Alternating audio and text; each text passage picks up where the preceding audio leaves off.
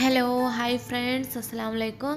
ഞാനിന്നൊരു Arabic snacks ആയിട്ടാണ് വന്നിരിക്കുന്നത്. പെട്ടെന്ന് തന്നെ നമുക്ക് വീട്ടിൽ ചെയ്തെടുക്കാവുന്നതാണ്. ഇതുണ്ടെങ്കിൽ കറിയൊന്നുമില്ലാതെ തന്നെ പെട്ടെന്ന് ബ്രേക്ക്ഫാസ്റ്റ് ആയിട്ടൊക്കെ കഴിക്കാൻ പറ്റുന്ന ഒരു റെസിപ്പിയാണ്.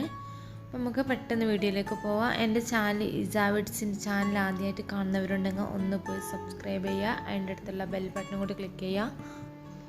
അതിന് വേണ്ടിയിട്ട് ഞാൻ ഒരു അരക്കപ്പോളം മൈദയാണ് എടുത്തിട്ടുള്ളത്. ഇതൊരു 4 ഉണ്ടാക്കാൻ പറ്റുന്ന അളവിലാണ് ഞാൻ കാണിച്ചു തരുന്നത്.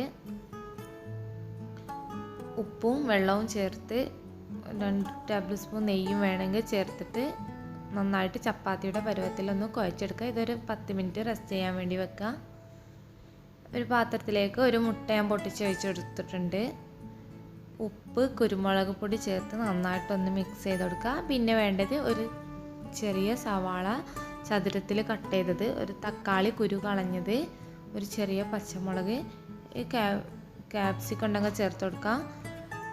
മല്ലിയില, പുതിന ഇല ഒക്കെ ചേർത്ത് കൊടുക്കുക. ഞാനതൊന്നും ഇപ്പോൾ ചേർക്കുന്നില്ല, നിങ്ങൾക്ക് വേണമെങ്കിൽ ചേർത്ത് കൊടുക്കുക. ഗരം മസാല ചേർത്ത് കൊടുക്കുക. 1 സ്പൂൺ ഗരം മസാല ചേർത്ത് കൊടുക്കുക. എരിവിനനുസരിച്ചിട്ട് പച്ചമുളകിൻ്റെ എണ്ണം കൂട്ടുക, കുരുമുളകും കൂട്ടുക. പിന്നെ കുറച്ച് ചിക്കന് പൊരിച്ചെടുത്തതാണ്. ഉപ്പും മഞ്ഞൾപ്പൊടിയും മുളക് പൊടിയും ചേർത്ത് നന്നായിട്ട് പൊരിച്ചെടുത്ത് പിച്ചിയെടുത്തതാണ്. കൈ വെച്ച് പിച്ചിയതാണ്, മിക്സിയിൽ അടിച്ചിട്ടില്ല. ഇതുപോലെ ചെയ്യുമ്പോഴാണ് എനിക്കൊരു ടേസ്റ്റ് തോന്നിയത്. ഇനി ഒരു മുട്ടയും കൂടി ചേർത്ത് കൊടുക്കുക.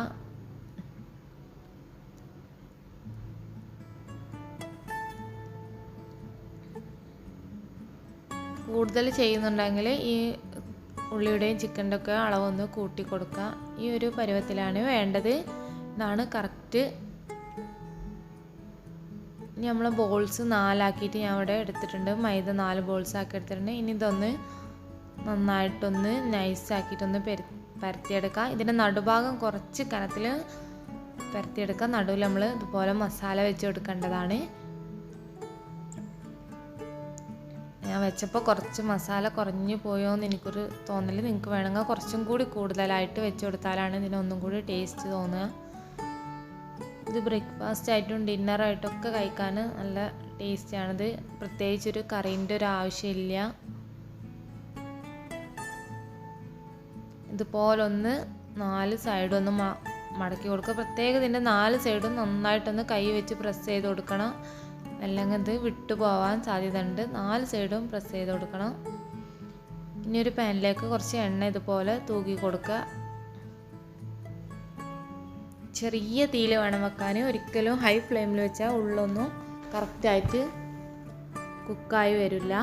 പ്രത്യേകം ശ്രദ്ധിക്കേണ്ട. ചെറിയ തീ തന്നെ ഒരു 2-3 മിനിറ്റ് എടുത്ത് തന്നെ നന്നായിട്ട് കുക്ക് ചെയ്തെടുക്കുക. ഇനി ഇതിൻ്റെ മുകളിലൊക്കെ ഒന്ന് നന്നായിട്ടൊന്ന് എണ്ണ തൂക്കി കൊടുക്കുക. മറിച്ചിട്ട് കൊടുക്കുക.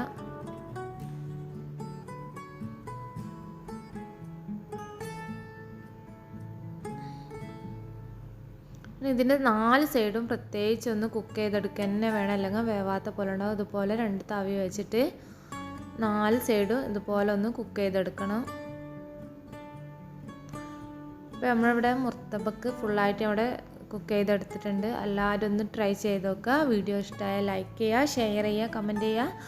പുതിയ റെസിപ്പി ആയിട്ട് പുതിയ വീഡിയോയിൽ കാണാം. അതുവരേക്കും ബൈ. Thanks for watching.